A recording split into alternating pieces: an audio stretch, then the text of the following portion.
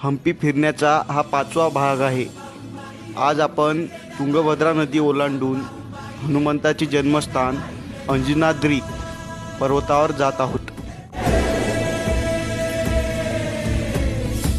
आसमां को छूकर देखा तारों की करनी सवारी, चांद पर भी नाचे हम की तूफानों से यारी।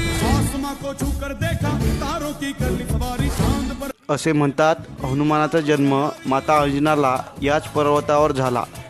पर्वतावर जाण्यासाठी 500 पायऱ्या चढाव्या लागतात।